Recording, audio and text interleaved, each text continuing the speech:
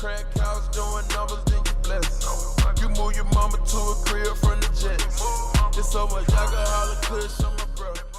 Okay, so that wraps up the mean value theorem. Now we'll move on to a topic called monotonicity. Monotonicity.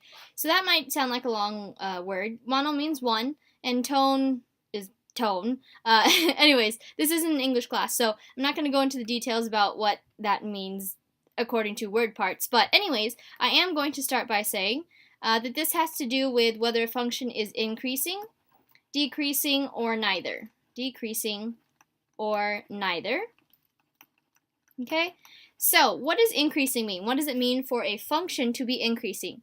So, if we have a function, it is called increasing on a certain interval, increasing on, we'll say, a to b, okay?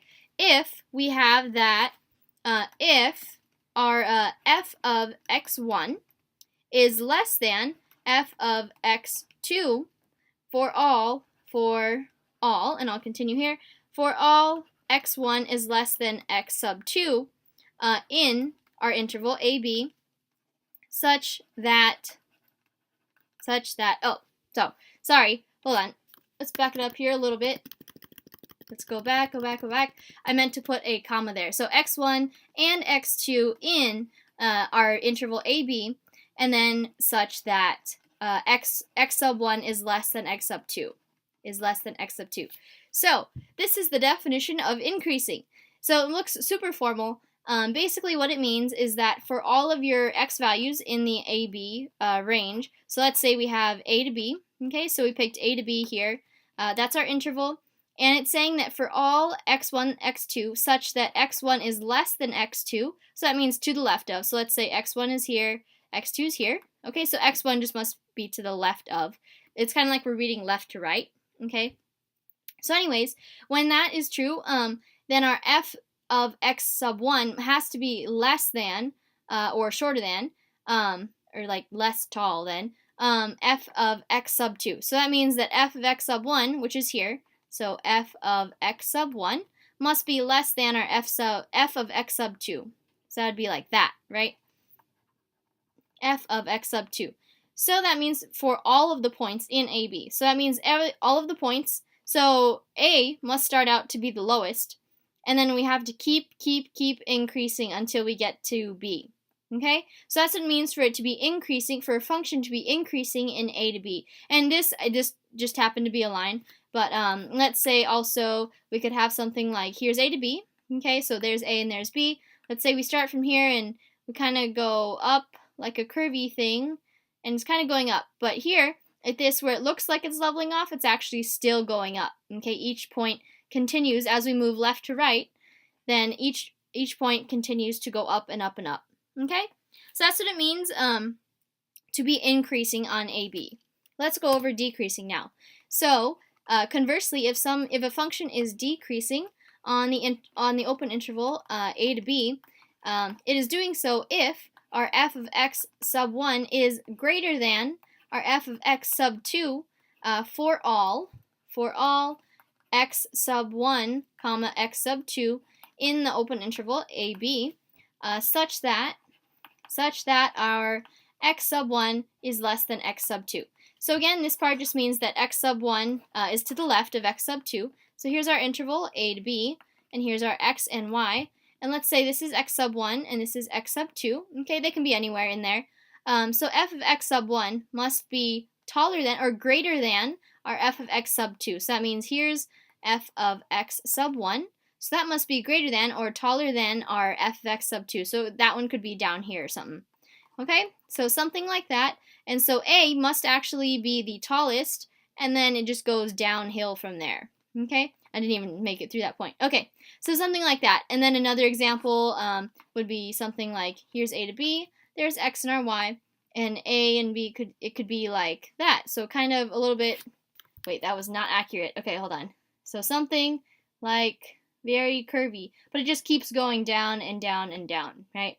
So, okay, so that's the way I remember it, is basically just increasing means you're constantly going uphill. There's no place where you level off or where you start going downhill. And decreasing is just, you're just going downhill the whole time, okay?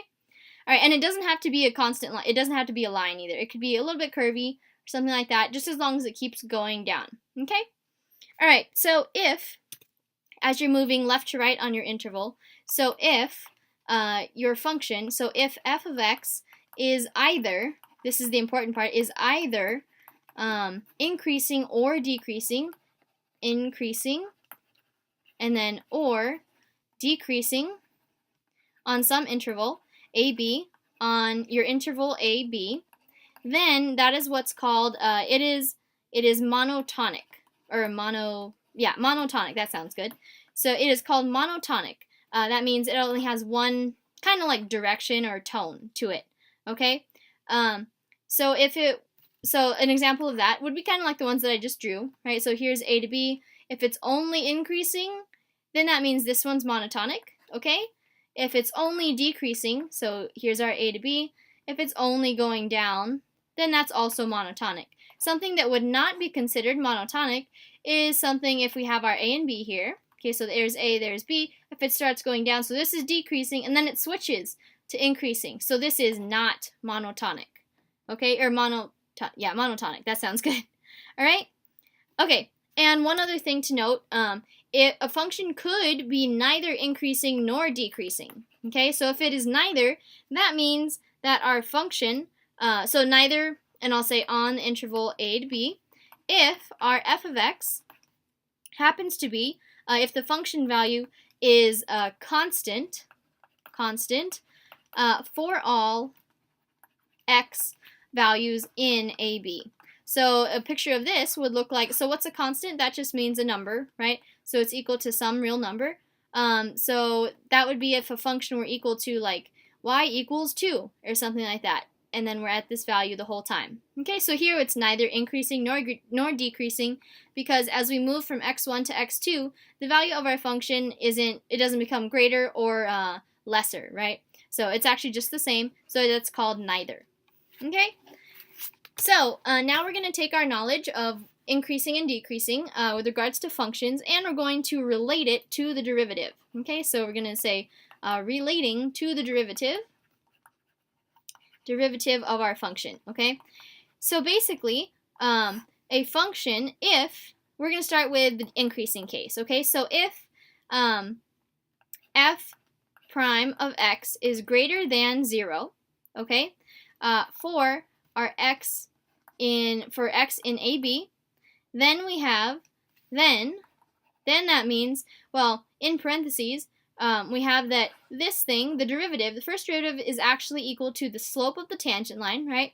So if that is always positive, when we look at our graph, so if the slope of our tangent line is always positive, so it's always something like this, right? It's going up and up and up. This is still positive, right? Then that means that our function, then our f, our function is increasing on AB. Okay? So, when a function is increasing, that also means that the first derivative must be positive, okay? So let's look at something that's increasing. That one was kind of like a this shape, right? A downward swoop. So what if we have something like that where it's increasing? Again, at each of these tangent lines, they have an upward slope, right? So we have a positive slope here, okay? So it must be increasing. The values are becoming greater, all right? So on the other hand, if our f prime of x is less than 0, then that means, we could say 4 is less than 0 for our x in AB, then we have that, then our graph, then our tangent lines would have negative slope, right? Because our tangent lines, which are represented, the slopes are represented by f prime of x. Those would have negative slope, which mean that our function is decreasing, right? Then f is decreasing on the interval a to b. So a couple examples of this would be if we have a and b here, okay? And then we're going down like that. So at each of these points, the tangent line has a negative slope. Therefore, the f prime of x is going to be negative. Here's another example of decreasing. So here's like our a to b. And then we have something like that. Okay, so on a to b anyways, we have these negative tangent lines, right? Negative sloped tangent lines, okay? All right, and then one other case is if our f prime of x happens to be 0 for all x in AB, then that means that f is constant. So then f is constant on AB. Okay, so a picture of this, it's kind of not that exciting, really, but here's A and B, let's say, and then if we have something like this, and then it starts going like that, like a straight line across, then on AB, then we have a constant function, and at each point, the f prime of x is going to equal 0, okay? I'm banking activist, the only thing relax me. I'm on the drug every single day, I pop a cell. We talk the lingo around here, we trying